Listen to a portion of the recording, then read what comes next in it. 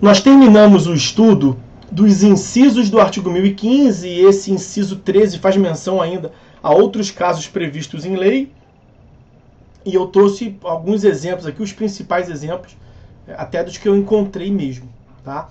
O parágrafo único do artigo 1015, que aí a gente esgota o estudo normativo, vamos assim dizer, né, de uma previsão em lei, ele prevê o seguinte: artigo 1015, parágrafo único.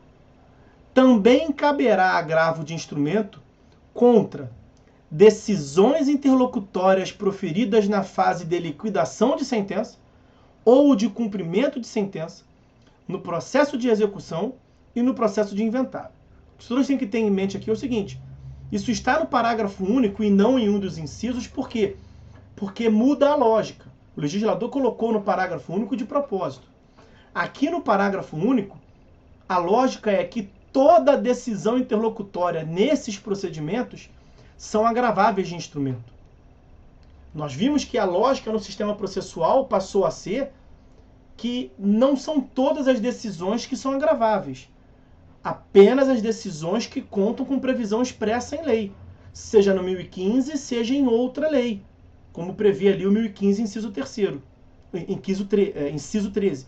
1015, inciso 13. Então, se tiver previsão expressa, cabe agravo de instrumento, você tem que agravar imediatamente. Se não tiver, 1009, parágrafo 1º. Você vai em preliminar de apelação impugnar aquela interlocutória. Isso nos procedimentos de modo geral, salvo nesses procedimentos do parágrafo único. Quais procedimentos? Liquidação de sentença, cumprimento de sentença, processo de execução e processo de inventário. Então, os três primeiros exemplos, liquidação de sentença, cumprimento de sentença e processo de execução, se associam à ideia de execução. São fases executivas, são processos de execução. Os senhores verão no próximo período. E o processo de inventário e partilha, ele tem natureza cognitiva, mas esses 4 procedimentos, liquidação de sentença, cumprimento de sentença, processo autônomo de execução e inventário e partilha, eles têm uma característica peculiar. Por isso que inverte a lógica. E toda interlocutória neles são agraváveis de imediato. Qual é a característica peculiar? Nesses procedimentos, a interlocutória é mais importante que a sentença. Nesses procedimentos, a sentença só tem como finalidade encerrar o procedimento e falar assim, ó, tudo que deveria ter sido feito foi feito, o procedimento foi cumprido, tenho nada mais para dizer, acabou. A sentença na execução, em geral, é um parágrafo. Cumprida a obrigação, põe o fim ao processo. Sentença. E o mais importante na execução é discutir, por exemplo, se o título judicial é válido, se não é, se o juízo é competente, se não é. É discutir se o bem é penhorável, se não é. Se houve questão de vícios graves na expropriação ou não teve. Então, no curso do procedimento, acontecem questões mais importantes até do que na sentença. Então, o legislador aqui percebeu que era melhor inverter a regra quanto a esses, não a todos, quanto a esses procedimentos pontuais.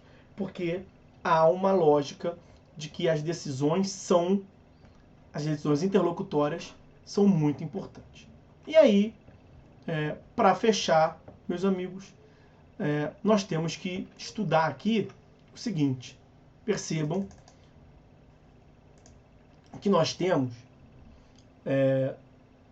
várias hipóteses nos incisos do artigo 1015 que o STJ ele veio a conceder interpretação extensiva.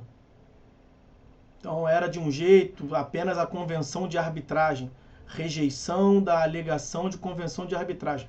Aí ele viu ali também incluída todas as hipóteses de decisão a respeito de definição de competência do juízo.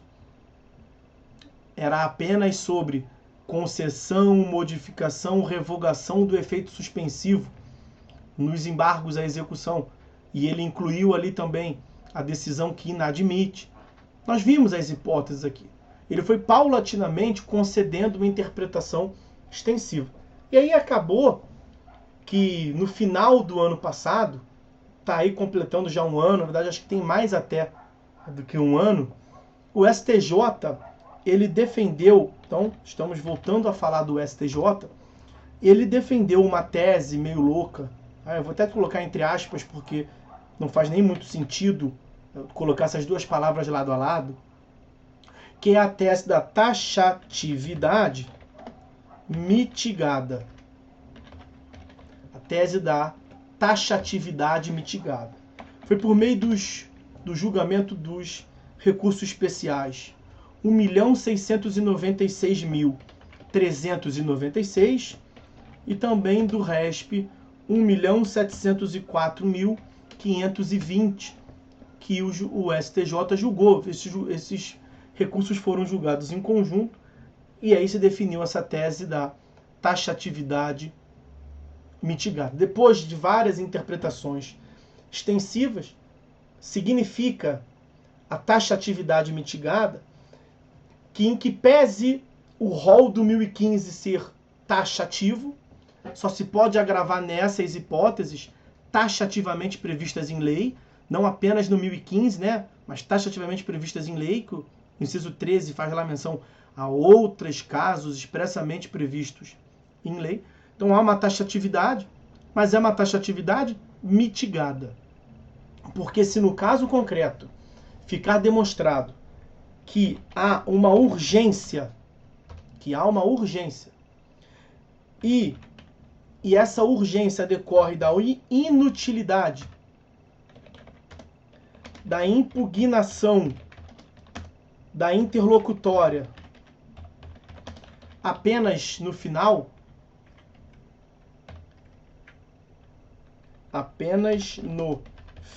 do procedimento, então, sempre que ficar demonstrado pelo recorrente que a questão é urgente e que essa urgência decorre de que, se nada for feito naquele momento, diante da decisão, e deixar para recorrer apenas no final, quando a preliminar da apelação, quando sobrevier a sentença, vai ser inútil, não vai adiantar mais de nada, será possível interpor agravo de instrumento. Percebam que com essa tese do STJ, que acaba que diz e não diz nada, fragiliza muito o sentido e a lógica que eu venho lhes passando, que o legislador tentou reduzir a impugnabilidade, a impugnação das decisões interlocutórias, para que os processos pudessem avançar e você apenas recorresse tudo de uma vez ao final. O STJ, por meio dessa decisão, e é que prevalece por hora, ele trouxe, portanto, uma substancial, uma significativa modificação nessa estrutura, nessa sistemática de impugnação por meio do agravo de instrumento das decisões interlocutórias, diametralmente oposto do que aquilo que o legislador idealizou, cogitou. Por meio a prevalecer e a se manter essa tese da taxatividade mitigada do STJ, que é o que vem se mantendo, o agravo de instrumento ele deixa de ter um caráter excepcional de taxatividade e passa mesmo a ser regra, porque o cabimento seria aberto, em que pese o STJ tenha tentado disfarçar, dizendo que há uma taxatividade, mas aquele termo mitigada mata a taxatividade, né? Há uma incompatibilidade mesmo, por isso que eu botei entre aspas. Há uma incoerência. Ou é taxativo ou é mitigado. Não pode ser taxativo e mitigado ao mesmo tempo. O que o STJ fez, na verdade, foi trazer um rol aberto de hipóteses de cabimento do agravo de instrumento, que não estariam submetidos e restritos às hipóteses taxativamente previstas em lei pelo legislador. Ele foi colocando o STJ a manga de fora de pouquinho em pouquinho, e ao final acabou que ele se sentiu confortável para defender essa tese um tanto quanto controvertida da taxatividade mitigada.